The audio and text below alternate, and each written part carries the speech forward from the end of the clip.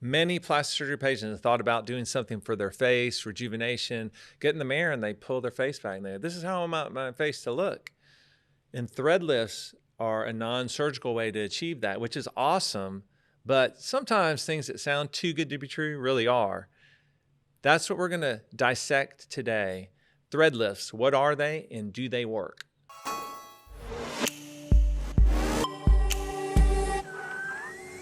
We're going to talk about thread lifts, but at the end, make sure you stay tuned because we're going to tell you exactly what you need to know to stay safe and do the right thing for you. This is in the hey doc category of know before you go.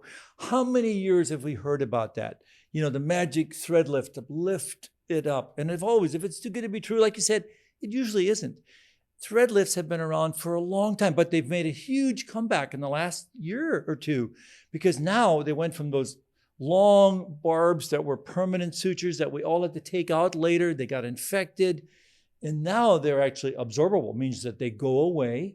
And that all sounds good. And now not only they're barbed on both sides, which means that when you put them in under local, and you've seen those YouTubes where you pull them in and it really looks good. But remember, make sure that you take your photos early because it doesn't look that good that long. And also, the check will clear and then it's going to be back to where it was before. So these are all things that we as plastic surgeons really just can't stand because it still doesn't work, because it makes no sense, because all you're doing is lifting the skin. You've got to lift the deep layers, and what are you hooking it up to? It's now been a variation of the foxtail lift where you bring the fox, bring up your eyes. And again, we're in the face protection program, not witness protection program, because people don't want to look like a fox. I don't. I mean, if you want to look like a fox, well, don't do it in Dallas. But I've seen some of these patients that have had it. The good thing about it is the fox lift with threads doesn't last, so that's good. But if they do it permanently, that becomes a whole nother issue. These are all gimmicks, and they actually are costly. And actually, the other thing, Bill, is that there are actually plastic surgeons and dermatologists that do this, and they charge a lot of money to do it. And I would say, if you're going to do it, be honest. It'll last a few weeks to a few months. It doesn't, and it costs a lot of money. And the other thing is, it can leave scarring and infections. I've taken out a lot of them that have been infected. And boy, when you do a facelift on these patients, good luck. It's really a challenge. They're all scarred in there. So I just think the risk benefit is too high. Rod, do you know of is there any decent science on any thread lifting technology? Not really.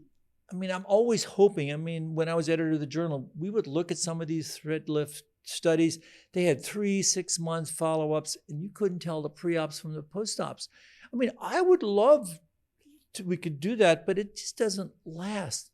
At least fillers and, you see what you get and it fills it, but there's nothing to date that truly non-surgically lifts it up permanently. I wish there was. I mean, someday you will.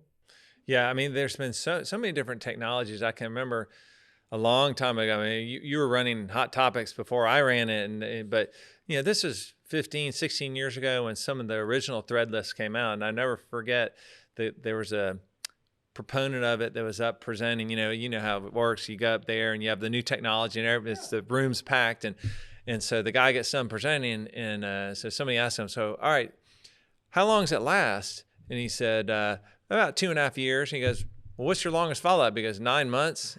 And the guy goes, "Excuse me, can you help me with the math here?" Because it's just, there's not a lot of science. There's a lot of smoke and mirrors.